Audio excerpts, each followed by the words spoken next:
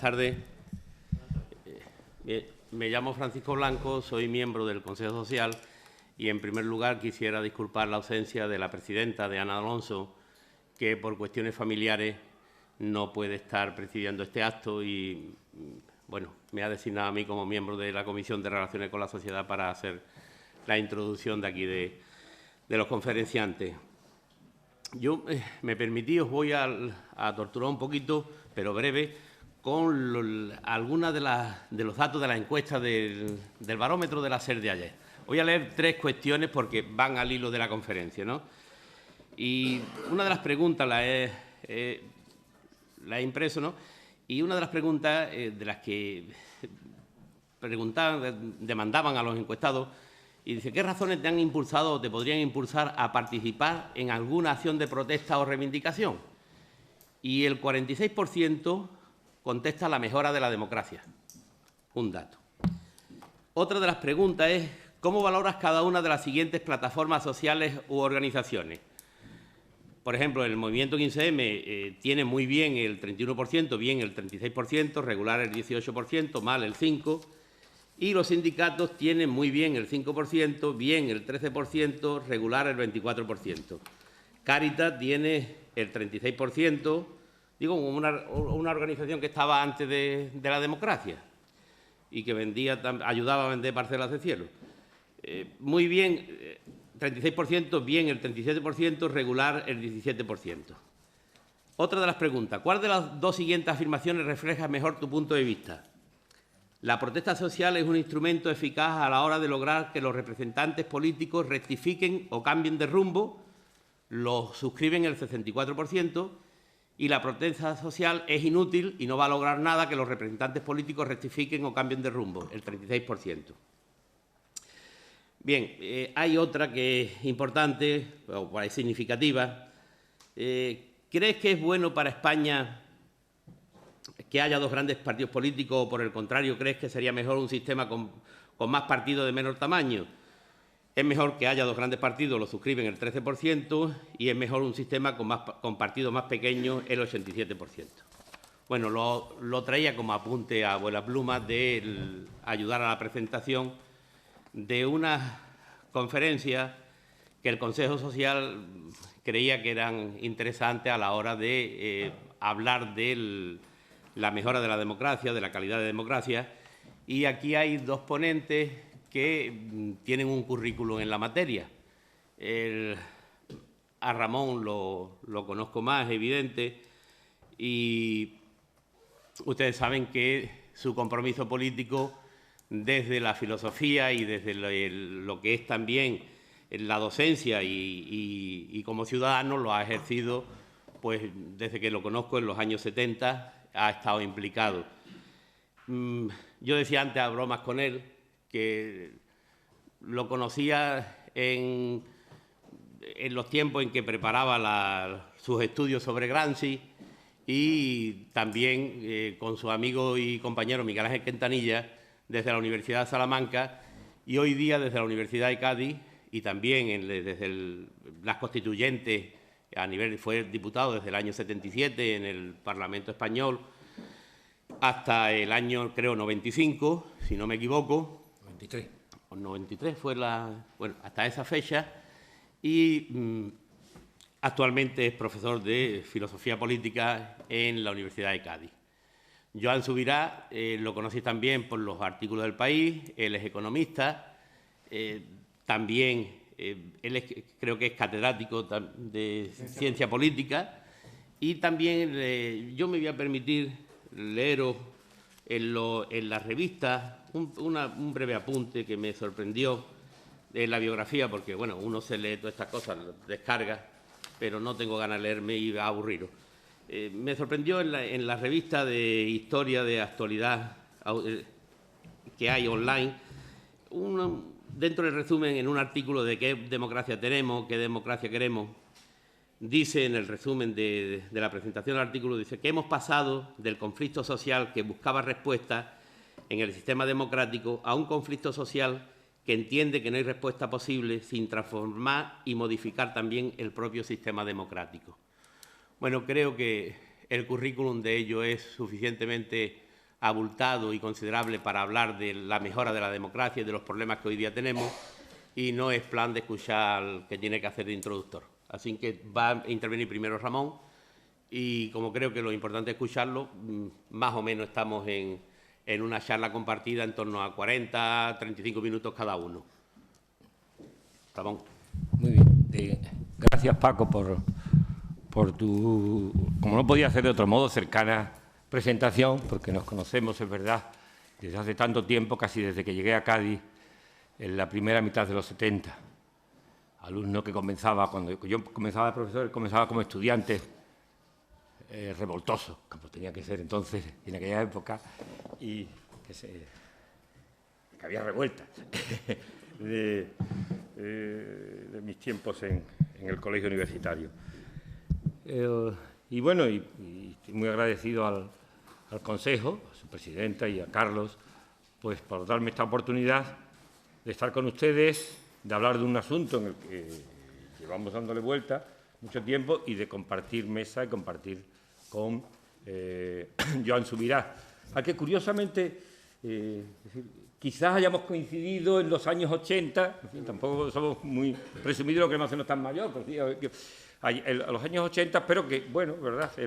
Yo lo he leído muchas veces a él, también tiene referencia y es una personalidad, es una persona solvente en los temas, en el tratamiento de la democracia. El asunto que hay, que era un asunto que sí nos afecta a nosotros, que es estábamos dándole vuelta casi todo el mundo a la democracia plausible, a la democracia deseable, pero yo últimamente, no sé si es el pesimismo que dan las circunstancias, los años, lo que sea, el deselestute del otro, que en realidad sobre el futuro de la democracia, pero ¿tiene futuro la democracia?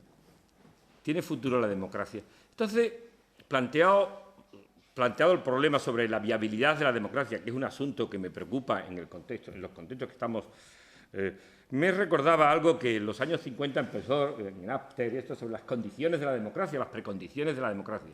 ¿Qué condiciones necesita una democracia para que se reproduzca de una manera estable, para que sea viable, para que siga siendo posible? Eso es un debate muy de la ciencia política de los años, la modernización, sí. Pero en realidad, como digo, las condiciones del mundo de hoy hacen que esa pregunta no sea una pregunta de historia del pensamiento, sino una pregunta muy actual.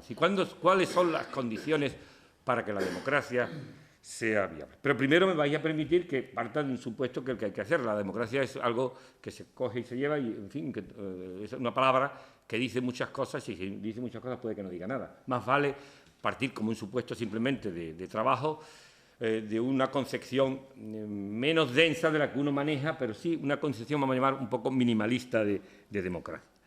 Entonces, un orden político es mínimamente democrático si asume o tiene este repertorio digo, mínimo de propiedades para que pueda llamarse democracia. Primero, un sistema de representación política basado en unas elecciones libres, libertad, periódicas, eso de la otra definición clásica de democracia, gobierno pro tempore, un gobierno periódicas, libres, periódicas, al órgano competente que crean normas jurídicas que obligan a todos. Y es un sistema de representación basado en la regla de la mayoría para recordar aquello de, antiguamente, un hombre, un voto, hoy más vale decir una persona, un voto, como es lógico, una persona, un voto. Por tanto, un sistema de representación política. Segundo, un reconocimiento y una protección legal, pero efectiva, de algunos derechos y libertades individuales básicas. Y tercero, lo que se denomina el imperio de la ley. Es decir, sin ley no hay de justicia, decía Aristóteles, sin ley no hay democracia. Es decir, el imperio de la ley es la eficacia razonable del orden jurídico, el sometimiento del poder, de todo poder, al derecho. Por fin hay jueces en Berlín, que decía que el molinero, cuando le ganó un pleito al rey Federico II. Entonces, eficacia, sometimiento del poder al derecho, independencia judicial y un debido proceso de ley. Y Yo creo que esos tres elementos son el repertorio mínimo para que una democracia sea, pues bien, esas propiedades mínimas de la democracia, cuando se produce a finales de los 80 la implosión de los regímenes denominados comunistas, en fin, la caída del muro de Berlín, se instaura aquello de que ese es un horizonte universalizable e irrebasable, es decir, es un patrón de justicia universalizable, pues bien, eso se asume sin grandes discusiones, que la democracia puede tener una posibilidad de realización y una legitimación para ser una especie de orden político, ahora que hay Papa Nuevo, urbi et orbi, o sea, en todas partes.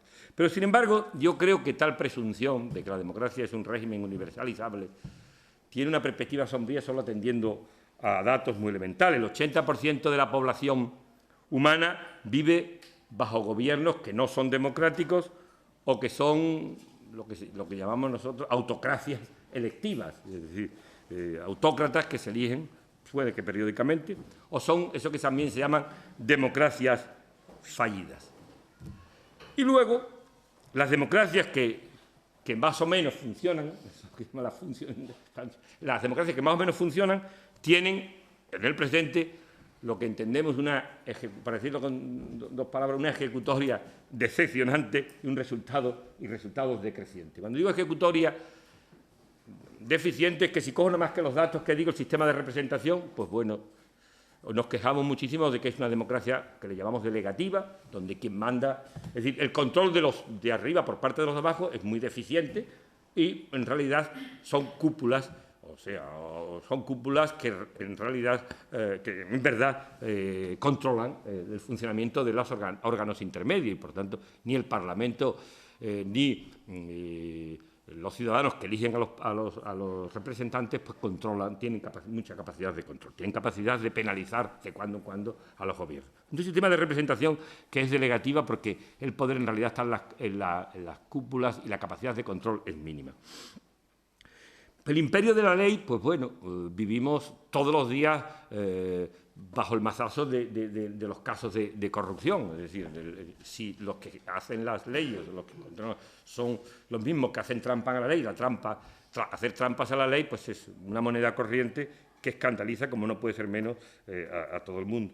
Por tanto, por otra parte, hombre, no es que la democracia produzca verdad, pero una cierta deferencia con lo verosímil, una cierta actitud de veracidad, que menos, porque es que si no las democracias son manipuladoras o en realidad uno no sabe si quien te habla, qué es lo que está diciendo con lo que habla, si es que va para arriba, si va para abajo. Es decir, la palabra no tiene un valor y la democracia no es la verdad no es una referencia normativa que guía para fundar la confianza que uno tiene en el representante en quien delega el poder que tiene.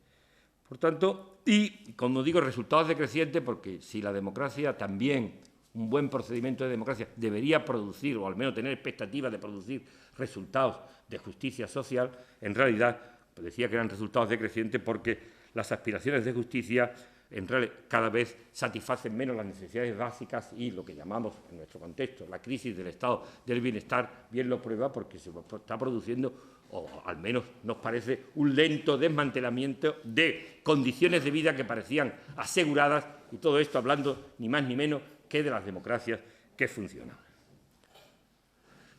Pues eso de que es un horizonte irreversible y universalizable, pues bueno, pues hoy día tiene uno más dudas fundadas para sospechar de que no está tan claro. Pero hablando del futuro de la democracia, allá por el año 90, en noviembre del 93, vino a dar una charla en el Grupo Socialista del Congreso el gran maestro que nos quitó a mucho el pelo de la dehesa, Norberto Bobbio, a dar una conferencia en el Congreso de los Diputados que se llamó, como luego se llama en su libro, El futuro de la democracia. Fue una conferencia preciosa porque, además de escribir bellamente, hablaba también como los ángeles. Y él decía que los problemas de la democracia que oscurecen, eso a principios de los 80, el futuro de la democracia eran las promesas incumplidas, pero añadía que estas promesas incumplidas no dependen solo de los comportamientos de los actores políticos o de lo que hoy andamos mucho, de la falta de diseños acertados que estimulen o incentiven, como se dice ahora, los comportamientos congruentes con esas instituciones de los políticos, sino que aparecen, decía Bobbio entonces, obstáculos imprevistos que no sabe la democracia manejarse y que al mismo tiempo el despliegue de cualquier democracia produce tensiones entre los distintos valores y tensiones muchas veces, decía él, insuperables, que hacen muy difícil conciliar aspiraciones plausibles e intereses contrapuestos. Un buen representante tiene que ser sensible a lo que le dice la gente, pero como ya decía Burke a los electores suyo, es decir, el representante tiene que ser sensible a aquella preferencia que inmediatamente o tiene que ser responsable. Es decir, toda democracia es un sistema de tensión entre valores de naturaleza distinta que no es fácil conciliar. Por tanto, mi opinión hoy, donde lo más fácil que tenemos, y lo que hacemos todos cuando nos asomamos a la opinión pública, a los periódicos, es tomar como chivo expiatorio los comportamientos malos, perversos e inapropiados de los políticos, mi opinión es que los problemas de la democracia, que hacen que el futuro de la democracia sea un futuro más oscuro, no se debe solo ni únicamente a una crisis que, como llamaba Paolo Flores de Arcaya, una crisis de inobservancia, no porque no cumplen, que es verdad que posiblemente aumenta esa crisis de incumplimiento, esa crisis de inobservancia que aumenta cada día, sino también por otras dos crisis que en realidad no dependen solo de ello, que es lo que podríamos llamar una crisis de insolvencia. No solo la democracia no funciona porque no cumplen lo que dicen que van a hacer, sino es que a veces que no saben cómo hacer, es que no saben. Es decir, la inteligencia política, por decirlo entre comillas, no tiene un know-how que se hacer. ¿Cómo se hace? No, muchas veces es que no sabe cómo hacer. Ni es fácil, ni hay soluciones de expertos claras para ese tipo de cosas, porque los expertos, todo problema tiene varias soluciones y todo experto tiene un sesgo. Si hay que delegar en los expertos, volveríamos, que bien para nosotros, volveríamos a Platón, al filósofo rey, en esa cosa pues estaríamos estupendos los filósofos. Pero en realidad no hay soluciones claras y la inteligencia política, para una realidad tan compleja, hay una gran asimetría entre la capacidad de los políticos para dar con una respuesta solvente, congruente a algún problema complejo y la capacidad científico-técnica. Y luego hay un problema de impotencia. Ya sé que los políticos se refugian así con las manos. Es lo que hay. Pero hay un problema de impotencia, es decir, hay impotencia de nuestras democracias. Yo lo que creo es que la simultaneidad de estas tres crisis, la crisis de inobservancia, la crisis de insolvencia y la crisis de impotencia, pues en realidad a veces el conjunto hace que el conjunto de las instituciones de una sociedad democrática tiendan con cierta facilidad por una senda, perdonad el dramatismo de la expresión, por una senda del suicidio. Y es que cuando nuestras sociedades democráticas, cuando viven en una condición de incertidumbre que se va a hacer mayor, incluso ciudadanos prósperos y bien situados pueden preferir o pueden exhibir preferencias peligrosas. Y en concreto hay decisiones mayoritarias muchas veces contra algunas de las exigencias básicas de la democracia, y eso no es conceptualmente imposible, sino que muchas veces sucede. Por tanto, mi hipótesis, que es de alguna manera un pronóstico, y entro en materia, sombrío sobre el destino de la democracia, es que el mundo que tenemos, y el que está por venir aún más, las precondiciones que hacen viable, que han hecho viable y que harán en un futuro próximo viable la democracia, no están disponibles para muchos de las comunidades políticas, y en las democracias consolidadas, algunas de esas precondiciones que hicieron posible su sostenimiento estable se están deteriorando progresivamente. Y como digo, esas precondiciones están más allá del diseño racional y de la intención de cada uno de nosotros. A veces son resultados indeseables que somos incapaces de evitar. Voy a título de ejemplo a enumerar 6 precondiciones, a enumerarlas muy rápidamente y paso con la primera. En diciembre de 2011, Naciones Unidas anunció que la población mundial había alcanzado la cifra de 7.000 millones. Muy bien. Y que se esperaban que llegaran a 8.000 millones en torno al 2025. sabemos también, con ese mismo informe, que el crecimiento de la población será únicamente en los países más pobres. Y en ese año se espera que más de la mitad de la población mundial sea una población urbana, es decir, que viva en esas megaciudades o enormes conurbanizaciones, que es consecuencia de un proceso intenso de migraciones internas e internacionales. Obviamente, lo que ocurre por el incremento exponencial de la intensidad en el espacio y en el tiempo de interacciones humanas debería ser regulado por algún tipo de pauta, pero es difícil imaginar que se pueda articular fácilmente un orden normativo que lo regule. Por tanto, la probabilidad de que se incremente la violencia en esas megaciudades es alta, habida cuenta de los datos actuales que existen entre la relación entre seguridad y entre ciudad, megaurbes y seguridad ciudadana.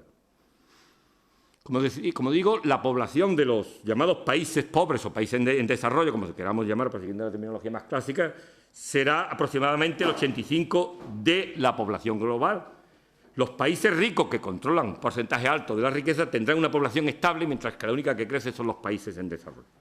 Por tanto, hay que ser muy optimista para pensar que se va a producir un flujo de recursos de los países ricos a los países pobres que, de alguna manera, alivie o aminore ese déficit de pobreza y de desigualdad que se produce entre uno y otro. Por tanto, en esas circunstancias, y cuando, como sabemos por los clásicos, cuando el umbral de la pobreza cuando la pobreza supera un cierto umbral, la supervivencia se sobrepone al orden social. Por tanto, ¿qué ocurre? Lo que está ocurriendo y lo que ocurre, creo yo que se intensificará, que importantes segmentos de la población de aquellos países no desarrollados ejercerán una presión enorme en las fronteras de los países ricos, de esos países ricos que controlan el 80% de los recursos globales. Por tanto, nos encontraremos cada vez más con cientos de miles de seres humanos que, carentes de ningún anclaje social, lucharán por un lugar para vivir mejor. Y todos los días en la televisión encuentran quiénes son los países donde se viven mejor, que además, por ende, son países que se consideran y que consideramos democráticos. Por tanto, unos cuantos países democráticos, ricos, y al otro lado, una gran mayoría de países pobres y autocráticos. Pero pensamos que en el futuro van a vivir codo con codo sin crear ningún problema. Es ingenuo pensar que las condiciones de los países no desarrollados no tendrán un impacto o no influirán decisivamente en el futuro de la democracia y en el futuro de los gobiernos democráticos. Por tanto, la presión migratoria es considerada para unos una oportunidad y para otros para buena parte de los habitantes de los países ricos es considerada una plaga que amenaza el estándar de vida de cada uno de nosotros. Así que no parece exagerado decir que una primera precondición de la democracia es, frente a lo que se percibe como una amenaza demográfica, será la regulación internacional de los flujos migratorios, cuyas pautas y normas, desde el punto de vista de los principios democráticos, tienen que ser respetables al tiempo que respetadas, o respetadas porque son respetables. ¿Eso es posible? No lo sé. La segunda, que tiene que ver con la primera, alguien puede considerar una propuesta ingenua, pero yo entiendo, o una precondición ingenua, pero yo creo que es necesaria para la viabilidad de esta democracia minimalista que he definido en el primer punto, el que he definido como propiedad, que es lo que llamo la precondición altruista. La precondición altruista. Me parece que, lo suyo, dada esta disparidad de países que están próximos o de situaciones que están muy próximas o que se conviven con ellas, qué menos que se produzca una redistribución de riqueza de los países pobres, los países ricos a los países, una redistribución de recursos. Pero claro, los recursos están en manos, de un lado, de propiedad de actores económicos, compañías, personas, sociedades mercantiles, cuya lógica de acción no se sitúa en el reino de la conducta altruista, sino en la dinámica la dinámica del beneficio, eso es evidente. Pero, por otra parte, también los recursos están en manos de gobernantes de los países democráticos. Pero ocurre que la base electoral de esas democracias, que es la ciudadanía del respectivo país, no está muy dispuesto a que alguien, ni a escuchar argumentos para que diga que una parte de la viabilidad de su democracia pasa por una transferencia de recursos. Las democracias se hacen cada vez más pequeñas, más refugiadas en lo próximo, en lo más cercano, con que realmente quien haga esa propuesta se acerca peligrosamente a que no lo voten la mayoría de los... Luego, la precondición altruista, que es una precondición necesaria para la viabilidad de la democracia, es una precondición que la mayoría de los electorados de las democracias, tal como están configuradas, no están dispuestos a que sus partidos, que tienen pretensión de gobierno, no están dispuestos a escuchar este mensaje, pero, por otra parte, considero que es una precondición necesaria. El tercer elemento es que las democracias hasta ahora han estado encapsuladas en la combinación de Estados-nación y ahí han vivido, francamente, pues ha sido el hábitat en el que han podido desarrollarse las democracias. Pensemos en nuestra democracia. ¿Cuántas veces, para decirlo de una vez y sin matices, es decir, cuántos pensamos ya que la viabilidad en este contexto de crisis, en un futuro próximo, la viabilidad de democracias como la nuestra depende del proceso de desarrollo en un sentido de la Unión Europea? Es decir, que las democracias han convivido ahora, es decir, una de las precondiciones de la democracia es estar encapsuladas en comunidades estatales, comunidades de Estados-nación, en donde la nación retroalimentaba el sentido patriático del vivere libero, del patriotismo del vivere libero, pero hoy en día la posibilidad de un vivere libero, de una democracia sostenible para determinados, a lo mejor no puede que no sea para Estados Unidos, pero para realidades como la nuestra, la posibilidad es una democracia postnacional y una democracia que necesita, para sobrevivir de una manera estable, necesita una democracia que tenga una escala que es transnacional en ese sentido. Y lo digamos o no lo digamos, cuando anhelamos que avance la Unión Europea, la Unión Política Europea, tanto por partidos de izquierda y de derecha, en realidad están reconociendo que el futuro de la democracia, si tiene futuro para países medios como nosotros, pasa básicamente por empotrar este orden político plausible que es la democracia en una escala mayor y distinta que la escala de un Estado-nación, por lo menos de carácter medio. La cuarta precondición, y voy avanzando, de la democracia, por lo menos cuando hablamos de una democracia universal, una democracia global, es un problema. Es el porcentaje de analfabetismo funcional. Por tanto, la cuarta precondición de la democracia es lo que llamo la precondición cultural. ¿Es posible que una democracia sea operativa? Una democracia que tiene que tener un componente deliberativo, es decir, que los ciudadanos tienen que tener capacidad de capturar una información solvente, que tienen capacidad de discriminarla, que tienen capacidad de valorarla y de hacer un juicio político en base a una información. Creo que si no se tiene un nivel cultural, es decir, si uno no supera ese umbral de un analfabetismo funcional, difícilmente no puede ser más que objeto muy vulnerable para la manipulación y no para una decisión de carácter. No es fácil pensar, por tanto, la democracia con un dispositivo institucional que es para discutir y decidir los problemas importantes de la comunidad, si una parte sustancial del demos está bajo el umbral de un cierto analfabetismo funcional. Quinta precondición de la democracia. Ya veis que voy rápido, pero bueno, por lo menos doy un panorama de por qué tengo este pronóstico relativamente oscuro o sombrío sobre el futuro de la democracia. Es lo que podíamos llamarlo, para decirlo fuerte, la condición de laicidad. ¿Qué quiero decir? Se ha especulado mucho en las ciencias sociales sobre si una democracia confesional, si una democracia islámica, digo ese tema, pero en la condición de laicidad puede aplicarse a cualquier tipo, en fin, es volver a los clásicos, es volver... es decir, los juristas llamamos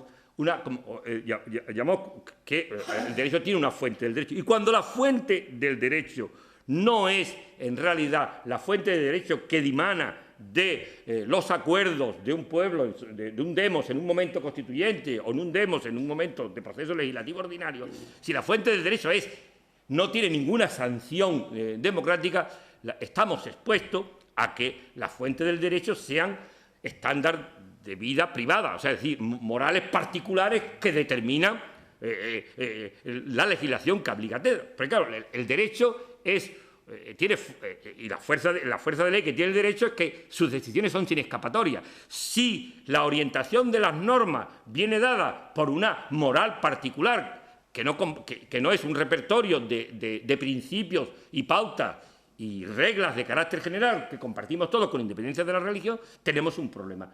Tenemos un problema. Y ese problema de esa condición o presunción laica de la idea de democracia, en el sentido que es una idea, como decían los clásicos, ciega, que establece la separación entre religión y política, que no tiene como fuente del derecho otro elemento que lo que sea fruto del proceso representativo, que ciega, decía, a la religión, o lo que diría Locke en la Carta de la Tolerancia, que pone entre paréntesis a la hora del debate lo que llamaríamos las creencias particulares de cada uno, y de tal manera que la fuente del derecho es la fuente que resulta de las decisiones que toma la gente. Y ese asunto, pensando en una democracia global, esa presunción laica de la democracia, tiene mucho que ver con que en parte se hayan desinflado, por ejemplo, las expectativas producidas con lo que se llamaba la primavera árabe, pero en cualquier caso que no se respeten las democracias clásicas, pues tampoco tiene sentido. Pero es una presunción que en realidad no hace más que la separación de Iglesia y Estado, que no hace más que consagrar, bueno, pues los principios clásicos de la libertad de culto, el principio de tolerancia, etcétera, etcétera, etcétera. O sea, lo que estaban en los más rancios principios del liberalismo político y de la democracia constitucional y representativa. Y paso a la sexta, que es la de siempre, a la precondición jurídica de la democracia.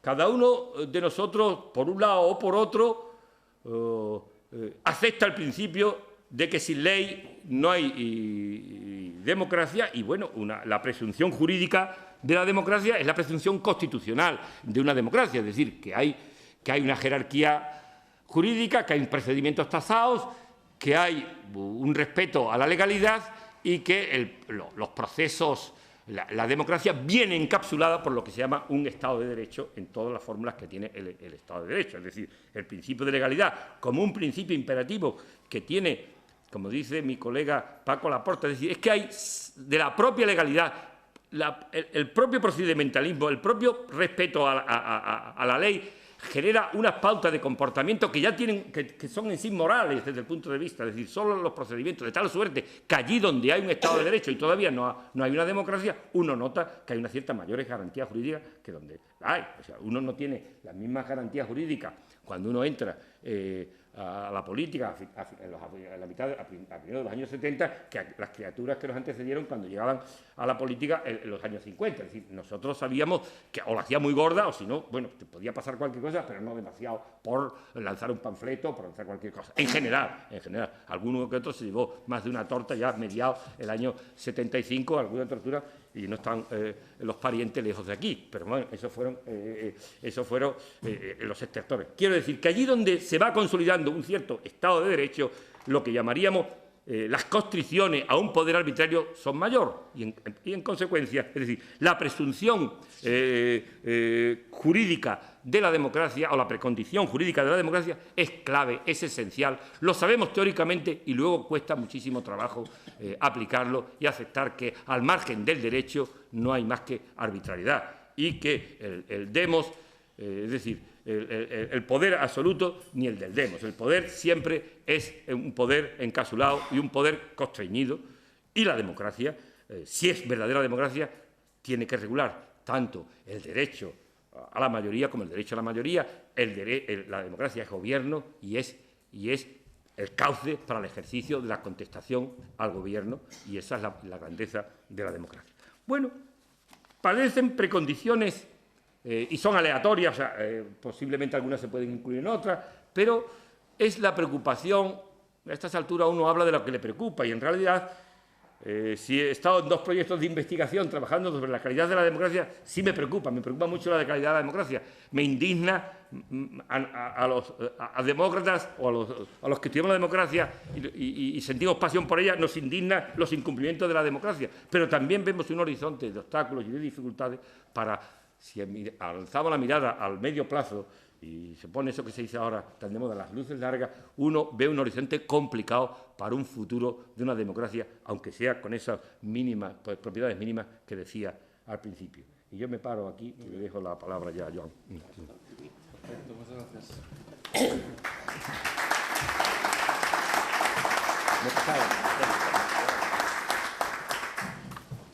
Muy bien. Pues sigo, yo creo que primero, ante todo, gracias al Consejo Social de la Universidad de Cádiz por la invitación, a Carlos por la magnífica acogida, a Paco por la presentación y a la oportunidad por compartir con Ramón esta mesa sobre un tema tan amplio, pero al mismo tiempo tan urgente, ¿no? Que es o sea, la curiosidad de este tema de la democracia es que parece que es una cosa como de lujo, ¿no? Alguien tiene que discutir sobre temas de democracia cuando parece que hay tantas cosas tan urgentes, pero en cambio es muy urgente por muchas razones, ¿no? Y decía que me gusta mucho entroncar con el final de la intervención de Ramón porque, digamos, él ha incorporado muchos elementos que forman parte un poco del escenario en el que estamos, ¿no? Tengo la sensación, y además tenía previsto empezar un poco también hablando en Norberto Bobbio, ¿no? Acabo de regresar de Turín, donde Bobbio era un profesor de la Universidad de Turín, y precisamente me invitó su hijo, que es Luigi Bobbio, que es un profesor de ciencia política, porque estaban haciendo en Turín durante 4 días algo que me gustaría mucho que se hiciera en España también, que era una bienal de la democracia. Durante 4 días estaba todo Turín lleno de debates desde muchos puntos de vista, de cultura, de economía y tal, como 30 o 40 actividades diarias durante 4 días en todos los teatros de la ciudad discutiendo sobre democracia, ¿no? En un país que sabemos que está muy complicado, ¿no? Están ahora en pleno proceso de elección del presidente de la República y no saben ni cómo salir de esto. No tienen gobierno, o sea que están en una situación, digamos, espectacular, pero al mismo tiempo se nota que es un país que tiene un nivel de debate democrático muy profundo, ¿no? Y en Turín, preparando un poco, pensando en esta sesión de hoy, pensaba en el libro de precisamente El futuro de la democracia, o sea que hemos coincidido porque la frase que recuerdo muy bien de Bobbio fue la persona que inauguró la Facultad de Ciencias Políticas de la Universidad Autónoma de Barcelona el año 85, ¿no? Cuando se inauguró la segunda Facultad de Ciencias Políticas que se hizo en España, después de la de Madrid, fue la de Barcelona, la Universidad Autónoma, y vino Norberto Bobbio a inaugurarla. Y recuerdo muy bien que el tema de las promesas incumplidas de la democracia es un tema estrella en el pensamiento de Bobbio, como lo es el libro de Izquierda y Derecha, ¿no? Que continúa siendo perfectamente actual porque nos recuerda que la gran división entre izquierda y derecha es el concepto de igualdad, hasta qué punto encuentras o no como natural la igualdad. La idea que está detrás de las promesas incumplidas, no sé si Ramón está de acuerdo, es un poco la distinción que él ha mencionado muy claramente entre lo que serían las reglas de juego y los valores, ¿no? O sea, de hecho, durante muchos años hemos llegado a entender y a reducir la democracia a las reglas de juego, ¿no? Al hecho de que cada ciertos años haya unas elecciones, que se presenten unos partidos, que el que gane pueda perder, ¿no? El que ha ganado pueda perder las siguientes, y que haya, digamos, una estructura formal de legalidad que permita que esto siga funcionando, ¿no? Y, de hecho, las grandes organizaciones multilaterales, ¿no? Fondo Monetario, Banco Mundial, etcétera, han vendido la hipótesis de que un país es democrático cuando esto sucede. Y solo cuando esto sucede. No tienen que suceder más cosas. Y en cambio, nos habíamos creído, y si miramos la historia, ¿no?, de las ideas políticas, algunos nos creímos que esto de la democracia tenía que ver con el poder del pueblo y la igualdad y, ¿no?, unos elementos que, digamos, de alguna manera trascendían, ¿no?, las reglas mínimas de funcionamiento de la democracia, ¿no? O sea, yo a mis alumnos, y yo estudié, y a mis alumnos les recordaba, pues, no sé, que en la Revolución Inglesa estaban los levelers y los diggers, ¿no?, que no solamente hablaban de elecciones, sino que hablaban de profundizar y de igualar. Y que Babeuf, ¿no?, en la Revolución Francesa nos hablaba de los iguales, ¿no? Evidentemente fueron radicales en su época y fueron eliminados en su época, ¿no? Porque nada más y nada menos que hablar de estas cosas en aquella época pues era considerado como ir muchos pueblos por delante, que diríamos ahora, ¿no? Pero continúa siendo algo que está ahí presente, ¿no? O sea, curiosamente estamos en un nivel de hegemonía, ¿no?, hablando de una cosa que le gusta a Ramón y a mí, que es la hegemonía de Gramsci, ¿no?, en un nivel de hegemonía del pensamiento espectacular que es la de la democracia. Nadie cuestiona la democracia, o hasta ahora nadie cuestiona la democracia en estas cifras que Paco mencionaba al principio de ayer del Observatorio de la SER. Era curioso que la democracia continúa estando muy bien valorada, más del 60%, pero había bajado en cuanto a, ¿no?, es decir, que empieza a haber gente, bueno, ahora no vamos a complicarnos la vida, pero quiero decir que la democracia continúa siendo un nivel de hegemonía, pero en cambio lo que está muy en juego es la sensación de la calidad de la democracia, ¿no?, de hasta qué punto la democracia responde a aquello que nos habíamos imaginado que era la democracia, ¿no?, las expectativas que se habían generado en torno a la democracia. Y esto en democracias recientes como la nuestra, porque es reciente, o en democracias aún más recientes como las latinoamericanas, cuando ves el Latin Barometer, ves que muchas sociedades como la paraguaya o otras, ¿no?, donde el nivel de aceptación de la democracia baja en cuanto algo que se ha discutido mucho en teoría política, que es la capacidad de rendimiento de las democracias, no funciona, ¿no? O sea, al mismo tiempo que las reglas tienen que funcionar, o sea, si lo hiciéramos en un eje, ¿no?, de ordenadas y abscisas, diríamos, al mismo tiempo que tiene que funcionar la democracia en cuanto a reglas, tiene que funcionar la funcionalidad de la democracia, ¿no?, la capacidad de resolver problemas. Entonces, si no es capaz de resolver problemas, entonces, digamos, ahí hay problemas. O sea, a mí lo que me resulta curioso es que el alcalde de Barcelona y el alcalde de Bilbao vayan juntos a Singapur y digan que esto es un modelo de ciudad que es lo que debería funcionar en España, ¿no? Porque Singapur es un modelo de funcionalidad, pero no de democracia. No sé si me explico. O sea, y que resulte que ahora tengamos que alguien de nuestros políticos, ¿no?, considere, ¿no?, que Singapur es un ejemplo de lo que deberíamos ser. Pues yo alucino, digamos, ¿no? Cuando en un sitio, cuando tiras una colilla en el suelo, te pueden poner en la cárcel, ¿no?, pues estará muy limpia la calle, claro, pero, digamos, no sé si exactamente es del tipo de sociedad en la que me gustaría vivir, ¿no? Bueno, entonces, yo creo que aquí tenemos un problema de expectativas y de realidad, ¿no? Por lo tanto, es un poco complicado el discutir de democracia cuando cada vez más, en la definición que Ramón incorporaba, teníamos la sensación de que estábamos decidiendo quién decidía por nosotros durante los próximos 4 años, y resulta que lo que estamos decidiendo es quién no decide por nosotros durante los próximos 4 años. Es decir, la heteronomia está presente en nuestra organización. Es decir, nosotros elegimos a gente que no decide. Esto es brutal. O sea, el nivel de accountability, ¿no?, que llaman los ingleses, ¿no?, de pedir cuentas a aquellos que toman decisiones por nosotros, y por lo tanto que podamos de alguna manera castigarles, entre comillas, con la capacidad de no darles la confianza en los próximos 4 años, está muy bien si los que deciden, ¿no?, son a los que podemos castigar, pero si los que deciden no son esos, porque estos están haciendo la ficción de que deciden, y los que deciden son otros, a los cuales no podemos castigar, no los podemos, digamos, sancionar, entonces el nivel de erosión de la democracia es brutal, ¿no? Yo ya no sé si decide Merkel, pero yo lo que sé es que a Merkel no la elijo. Y no le puedo hacer moción de censura, ni le puedo hacer question time, ni le puedo preguntar nada, porque no está presente en nuestros órganos, digamos, representativos. en el caso hipotético de que sea Merkel la que decida. Si no es Merkel la que decida, sino que se deciden otros que han capturado los órganos, digamos, de decisión, entonces ya la cosa es mucho peor. Porque además a esos ya no hay nadie. A Merkel aún podemos pensar que está preocupada por las elecciones de este año, pero los otros hipotéticos que deciden, no. Entonces yo creo que ahí tenemos un problema importante, ¿no?, que es esa especie de alejamiento, no solamente de los valores, sino también de las reglas.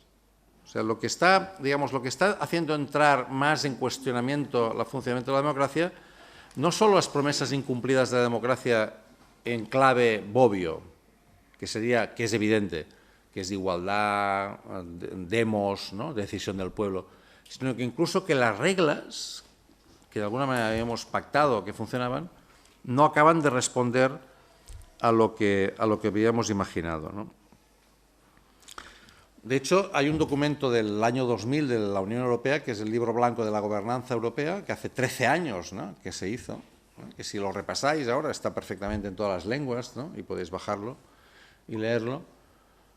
La primera fase del Libro de la Gobernanza Europea del año 2000 dice: constatamos que los ciudadanos no tienen confianza en las instituciones y no creen cómo funcionan y creen que estas no son representativas. Esto hace 13 años, ¿no?, que la Unión Europea ya lanzó y cuando hablaba de gobernanza estaba diciendo: oiga, esto de los gobiernos no nos va a funcionar. Somos capaces de, entre todos, generar capacidad de gobierno o no funcionará. O sea, la idea de gobernanza lo que hace es una alusión a ir más allá de las formas institucionales de gobierno, ¿no? ¿Qué es lo que está pasando, ¿no? O sea, mi intervención va a girar en dos claves muy lógicas, por otro lado, que sería explicar mi diagnóstico y hacer un cierto pronóstico, ¿no? Lo cual lo segundo es más difícil, ¿no? Pero, digamos, mi diagnóstico tendrá que ver con mi pronóstico, ¿no? O al revés, mi pronóstico tendrá que ver con mi diagnóstico. Bueno, entonces, mi hipótesis es de que, o sea, lo que me sorprendió, por ejemplo, al ir a Italia estos días, y había acabado de irme de Barcelona, lógicamente, es que en todas partes se está hablando de proceso constituyente. O sea, en Italia, Stefano Rodotà, que antes comentábamos con Ramón, que habíamos coincidido con él en algún momento, es un civilista que había sido presidente de la Comisión Italiana sobre la privacidad en las redes y es una persona, catedrático de Derecho Civil de la Universidad de Roma, y es una de las personas que suena junto con Zagrebelsky para la presidencia de la República en Italia, ¿no?, como propuesta del Partido Democrático. Rodotà el sábado estuvo en Roma, en el Teatro Vale, que es un teatro ocupado por lo que sería el 15M, digamos, en Roma, abriendo un proceso constituyente por la Italia de los bienes comunes. Luego ya reaparecerá esto de los bienes comunes, ¿no? Sabéis que en Islandia ha habido un proceso constituyente, ¿no?, con mucho debate, etcétera, que ahora, precisamente la semana que viene, creo que esta semana hay elecciones en Islandia, que veremos cómo acaba. En Turín estaba Boaventura de Sousa Santos hablando de los procesos constituyentes de Bolivia y de de Ecuador. Aquí hay un frente cívico, ¿no?, en España, que habla de proceso constituyente. Ahora acaba de aparecer una monja, que es Teresa Forcades y Arcadio Oliveras en Cataluña, hablando de proceso constituyente. O sea, después de 33 años o 34 años estamos hablando de proceso constituyente. Hay mucha gente que habla en España de que se ha acabado la transición, ¿no? O sea, lo que era la primera transición, ¿no?, ha llegado a un punto de agotamiento y necesitamos una segunda transición. De alguna manera se reconoce que se ha agotado un modelo, ¿no?, y que necesitamos otro. ¿Qué es lo que está pasando, ¿no? ¿Qué es lo que explica que en muchas partes, ¿no?, en estos momentos, o sea, hoy si cogéis el periódico, pues veréis que el gobierno francés ha publicado todos sus sueldos y patrimonio, ¿no? Laurent Fabius tiene 6 millones de euros, el otro tiene 1 millón, es el debate. O sea, ¿qué es lo que está provocando que haya esta sensación en muchas partes de descrédito de la política, tal? Yo creo que tiene mucho que ver, desde mi punto de vista, con un cambio tecnológico, social y económico que hace que nuestra crisis, que hemos catalogado como crisis, y que seguimos diagnosticando como crisis no sea tal crisis. Por lo tanto, un primer elemento que tenemos que ponernos de acuerdo es que el diagnóstico es equivocado, no es una crisis, es un cambio de época. Y por lo tanto, cuando salgamos del famoso túnel, el paisaje que veremos no tendrá nada que ver con lo que teníamos al principio. Por lo tanto, no, si eso es así, no la llamemos crisis. Porque si la llamamos crisis, nos seguiremos equivocando porque pensaremos que las políticas que tenemos que hacer son políticas provisionales a la espera de que salgamos de la crisis. Por lo tanto, lo que tenemos que hacer es buscar otras respuestas, pero no tenemos que cambiar las preguntas. Y en cambio, mi hipótesis es que tenemos que cambiar las preguntas. O sea, las universidades, lo comentábamos con Carlos antes, ¿no? Las universidades estamos... ¿Cómo logramos reducir el presupuesto para pasar la maroma de estos años que son difíciles? No, perdone, es que esto de la universidad está en cuestión. Vamos a ver si hay universidad en el modelo, digamos, Fray Luis de Leoniano que teníamos en el futuro.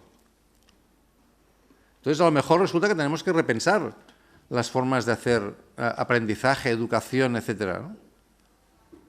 Claro, yo tengo tendencia a complicarme la vida, entonces leo todo tipo de cosas, ¿no? Pero recuerdo muy bien que hace más o menos un año, el 21 de abril del 2012, leí un artículo en la revista The Economist, que no es una revista precisamente de izquierdas, como sabéis, que decía, hablaba de la tercera revolución industrial, ¿no? Hace un año. Entonces decía, la primera revolución industrial fue la de la máquina de vapor y la del molino, ¿no? El principio del maquinismo. La segunda revolución industrial fue la de este año va a hacer 100 años, ¿no? Henry Ford creando la casa, ¿no? La fábrica Ford, ¿no? Y por lo tanto aplicando taylorismo en la producción de masas, 1913. Y ahora estamos, decía The Economist, en la tercera, y la clave, lo que es emblemático, que aún está emergiendo, es la impresora de 3 dimensiones, ¿no? Algo que va a cambiar radicalmente el proceso productivo.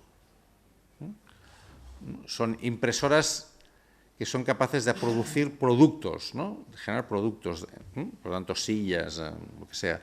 Hay ahora una investigación que me dejó alucinado ya cuando lo vi en el Hospital Clínico de Barcelona junto con el Hospital de Boston, que están haciendo un corazón con una impresora de 3 dimensiones. Están haciendo carne, ¿eh?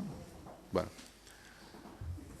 Entonces, la gran revolución, o sea, cada vez que ha habido una gran revolución industrial de este tipo, de carácter tecnológico, no por razones deterministas, pero ha coincidido con grandes sacudidas políticas y sociales, ¿no? Es decir, finales del 17, principios del 18, transición del Estado absoluto al Estado liberal, revoluciones burguesas, ¿no? Fordismo coincide con democratización del Estado liberal, partidos de masas, sindicatos, ¿no? Lucha de clases, ¿no? Estructuras, digamos, de gran agregación proletariado, ¿no? ¿Dónde estamos ahora, no? El otro día le decía en broma a mis alumnos que estamos pasando del Fordismo al zarismo, que no viene de los zares, sino de Zara, ¿no? O sea, estamos pasando, ¿no? de la fábrica, esa, ¿no? Al señor Amancio Ortega, ¿no? Que tiene 8.000 tiendas en el mundo y 1.500 talleres, ¿no? Con condiciones de trabajo que ni os explico, que son capaces de cada semana cambiar todos los productos de una misma empresa, ¿no? O sea, si tú vas a Zara y te gusta una camisa, cómprala porque la semana que viene no estará. Y, por lo tanto, es todo lo contrario de la hipótesis fordista, que era la producción de masas homogénea y estandarizada, ¿no? Las administraciones públicas nos hemos quedado con la producción de masas estandarizada y homogénea, pero el mercado ha entendido que el futuro es la personalización. Y las impresoras de 3 dimensiones son la respuesta a la producción de masas personalizada y distribuida, sin necesidad de producción, digamos, de grandes agregados colectivos. Detrás de Internet, ¿qué está? Básicamente, lo que está poniendo en cuestión Internet es todos los procesos de intermediación que no aportan valor añadido. O sea, cualquier proceso de intermediación que nuestra sociedad fordista industrial está lleno, que pueda saltarse, está en peligro. Y, por lo tanto, va a entrar en un proceso de deterioro y de erosión. Llámese político, universitario, agencia de viajes, Enciclopedia Británica, ponerle el listado que queráis. Entre otras cosas, la profesión de nuestro ilustre presidente de Gobierno, registrador de la propiedad, ¿no? Bueno, que me gustaría saber cuál es el valor añadido que tiene, ¿no?, en el proceso, pero bueno, supongo que sí. Lo debía tener en su momento, ¿no? Lo debía tener en su momento, muy bien. Los notarios ya están haciendo matrimonios, bodas, ¿no? Ahora, porque ya lo de claro, la cosa no da para sí. Bueno, claro, el otro día fui a comprar al Corte Inglés en la Plaza Cataluña y del supermercado, la mitad de los cajeros y cajeras los han suprimido. Porque tú tienes que autocobrarte ya. O sea, no solamente tienes que coger el carrito, poner los productos tú alegremente, ¿no?, y contento, avisar cuando no hay el producto, sino que cuando vas a pagar, como hay unas colas enormes en la parte donde hay cajeros y cajeras personas, entonces te autocobras tú, de aquí 2 días ya no te autocobrarás porque ya los teléfonos ya tienen este sistema que es el contactless, ¿no?, que te acercarás y con lo cual los productos ya estarán. O sea, evidentemente, ¿qué ha pasado? Que han suprimido la mitad de puestos de trabajo de ese supermercado. O sea, está entrando Internet en un espacio que el fordismo no entró, que es el espacio de servicios, de los cuidados, de la educación y de la sanidad. Espacios que el fordismo respetó porque eran de producción, digamos, de intensivos de mano de obra. Esos espacios, Internet es capaz también de ponerlos en cuestión. O sea, el otro día, el Hospital de Sant Joan de Déu de Barcelona, que es especializado en adolescencia e infancia, digamos, anunció que sería el primer hospital líquido de Cataluña. Hospital líquido, o sea, Bauman ya debe estar contento porque no solamente hay amor líquido, trabajo líquido, social líquida, sino que hay un hospital líquido. Entonces, ¿qué era el hospital líquido? Según el gerente, pues donde haya un enfermo y un ordenador, allí estará el hospital. O sea, ese enfermo, pues con videoconferencia nos dirá qué pasa, lo tendremos geolocalizado, le diremos cuáles son las farmacias y sitios de análisis donde podrá ir a hacer su análisis de sangre, de orina, su espirometría. Esos centros nos enviarán los datos, nosotros contactaremos con él, le diremos si hace falta que venga o no hace falta que venga al hospital. Todo esto mejorará las condiciones de autonomía de esta persona porque no tendrá que ir al hospital. Cierto, también es cierto que reducirá los puestos de trabajo de personas que están atendiendo a esas personas, ¿no? Puedo poner muchos ejemplos de este tipo, ¿no? Las pulseras para enfermos de Alzheimer, es decir, cantidad de elementos que hasta ahora habíamos considerado no invadibles por lógicas de mecanización que están entrando ahí, que tienen, como siempre, una parte positiva, que es los espacios de autonomía personal y de individualización, y la parte negativa, que es el sacrificio de puestos de trabajo que antes tenían esas funciones. En las universidades está pasando lo mismo, es decir, de aquí 2 días nosotros ahora estamos, la Universidad de Cádiz o la Universidad Autónoma de Barcelona ya no compite entre sí, compite con Harvard, con Princeton, con MIT, que están haciendo cursos en streaming, cursos a distancia, con la Academia Khan, están haciendo, es decir, hay. El otro día, por ejemplo, el último invento que ha lanzado Harvard y el MIT, no estoy hablando de 2 universidades cualquiera. Han hecho un invento nuevo que es capaz de corregir ensayos de estudiantes, no test, ensayos.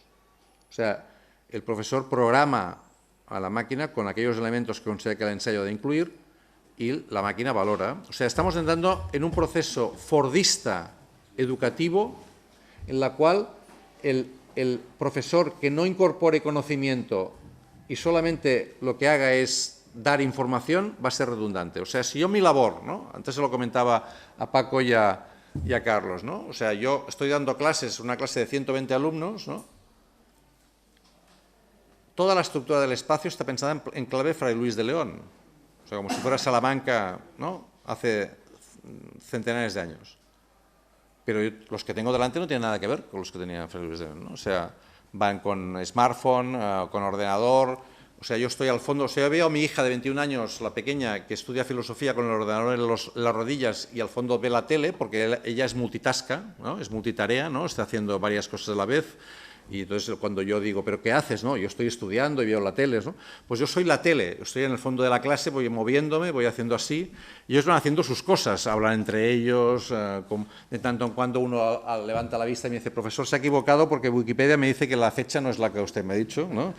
O sea, porque claro, el 85% tiene smartphone, hay 30 ordenadores abiertos delante mío, pero solamente hay un enchufe en el aula, que es para el aspirador, ¿no? O sea, no hay ningún más, ¿no? Bueno. Pero en cambio hay una web fuera que se llama Puntitis, que han hecho los estudiantes del año pasado, donde pagan por los mejores apuntes que yo hice el año pasado y cobran tarifa premium a los nuevos alumnos por los apuntes 5 estrellas. ¿No? Y en un examen que hice este año me dijeron los alumnos que les dije, ¿cómo os habéis equivocado aquí? Dice, no, dice, están tus apuntes 5 estrellas. O sea, que ya es más importante lo que dicen los apuntes 5 estrellas que lo que digo yo, o sea, ¿no? Porque evidentemente ya está, es lo que ellos han comprado incluso en algunos casos, ¿no? Claro, y en cambio mi universidad me da un software para comprobar si mis estudiantes copian o no copian del Rincón del Vago o de Patata Brava o no sé qué, pero si me copian solo a mí, les tengo que dar un 10. Pero si copian del mundo mundial, les tengo que suspender. Porque claro, si ellos repiten exactamente lo que yo digo, entonces está bien, es un 10. Pero si ellos, en cambio, utilizan la información que está en la red, entonces les tengo que castigar. Estamos equivocados, ¿no? O sea, digamos, mi función como... Claro, acabo aquí en la educación. Ahora hablemos de los políticos. Los partidos, los parlamentos. ¿Qué función tienen? Hacer una función de intermediación, ¿no? ¿Aportan valor? Aquí, esta es la discusión, ¿no? O sea, yo me acuerdo perfectamente, pronto va a ser 2 años, ¿no? El 15M del 2011 y el 14M del 2011. El 14M del 2011 hubo una manifestación en la Plaza Cataluña con 40.000 personas, el día antes del 15M, el 14M. 40.000 personas organizadas. ¿Quién convocaba? Iniciativa per Catalunya, Esquerra Republicana, Comisiones Obreras, UGT, CGT, servicios de orden, pancartas, ¿no? Todo perfectamente organizado, tal. Una manifestación que si venía un extraterrestre y llegaba allí, sabía que era una manifestación.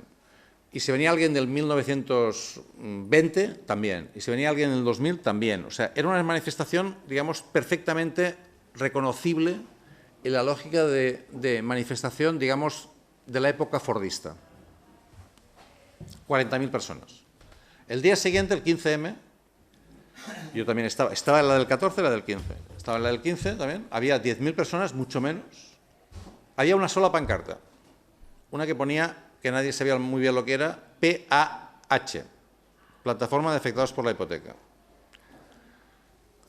La única pancarta grande que había. Los demás eran pancartitas pequeñas, de esas, mi vida no cabe en mi salario, no sé qué, cosas de estas, no, las urnas, no sé qué, tal. Eran cosas, nadie sabía muy bien qué tenía que hacer. Había alguien con un megáfono de esos de todo a 100 y nadie sabía muy bien qué tenía que hacer. A alguien se le ocurrió dormir por la noche allí, también en la Puerta del Sol. El 17 de mayo, 2 días después, me llamó un importante dirigente socialista catalán y me dijo, oye, tú que conoces a esta gente, ¿con quién tenemos que hablar? ¿Qué quieren y cómo los podemos incorporar? Digo, 3 preguntas equivocadas. No podéis hablar con nadie, no saben lo que quieren y no los podéis incorporar, ¿no? O sea, son 3 preguntas fordistas, digamos, ¿no? De una época que no es exactamente esta, porque no es una acción colectiva, no es una acción colectiva, es una acción conectiva. O sea, no hay alguien que les haya convocado, no han pasado por un filtro, no han tenido, ¿no? O sea, les han agregado, es un acontecimiento más que un movimiento. Entonces, evidentemente, esto tiene muchas ventajas y muchos inconvenientes, porque si es un acontecimiento, es difícil que dé frutos como acontecimiento, ¿no? Pero tampoco no le podemos pedir que dé frutos porque no es un movimiento, ¿no? Expresa una insatisfacción en relación a los mecanismos normales de acción colectiva y expresa una forma, o sea, se ha podido hacer porque ha cambiado el entorno tecnológico que permitía que esto se diera, antes no se permitía. ¿Cuál fue la gran novedad de ese movimiento? Para mí, varias cosas. Una, muy importante, La del 14M era una manifestación que decía: no queremos estas políticas, políticos, cambien las políticas. La del 15M decía: no queremos estas políticas y no queremos esta política. O sea, la política, a partir del 15M, forma parte del problema y no es parte de la solución. Esto es un cambio muy importante, porque lo que de hecho hace es deslegitimar la hipótesis de que en la política esté la respuesta. En la política convencional, porque ellos evidentemente hacen políticas convencional / institucional. Y lo que por lo tanto está diciendo es: ustedes no son parte de la solución, son parte del problema. ¿Por qué lo dicen? Y fue el famoso y polémico grito de no nos representan, ¿no? Que para los que hemos vivido la transición, pues es un grito o un eslogan complicado, ¿no? Porque de alguna manera hemos luchado muchos años, ¿no?, para conseguir que hubiera representación. Claro, el otro día hablaba con Fernando Vallespín sobre este tema, ¿no? Y me decía, claro, dice, es que la teoría de la representación es de las más complicadas que existen, ¿no? Porque es muy complicado entender esto de la representación, porque la representación, en el fondo, es una contradicción que es irresoluble, que es hacer presentes a los que están ausentes, ¿no? O sea, los que no están delegan a alguien para que ellos que están ausentes estén presentes. Este es un elemento, un formato. Y claro, lo que está pasando es que los que están presentes rompen el contrato que existía con los ausentes, porque hacen cosas que no habían dicho que harían, y además porque han vendido la moto, digamos, de que harían cosas que luego no pueden hacer, porque resulta que están muy condicionados. Pero es que además, gracias al cambio tecnológico, los que están ausentes podrían estar presentes. O sea, cuando la diputada de las Cortes Valencianas, ¿no?, que estaba muy enferma y, bueno, no sé, se encontraba mal, estaba en avanzado estado de embarazo y tal, entonces las Cortes Valencianas autorizaron a que votara en una votación de Cortes desde su casa. Entonces alguien seguramente pensó, oiga, el que está ausente vota pero está presente, el que debería estar presente está ausente, entonces los que estamos ausentes no podríamos estar presentes.